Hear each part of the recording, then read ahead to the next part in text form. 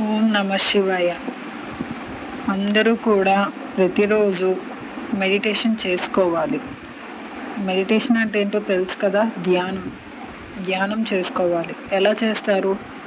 రోజు సూర్యోదయం వచ్చేటప్పుడే మెడిటేషన్ ఎలా చేస్తారంటే, బ్రీతింగ్ డీప్గా తీసుకొని స్లోగా వదలాలి. ఓం నమ శివాయ అని దేవుడి పేరు తలుస్తూ బ్రీతింగ్ డీప్గా తీసుకొని స్లోగా వదలాలి. అప్పుడు ఈ మంత్రం కూడా జపించండి.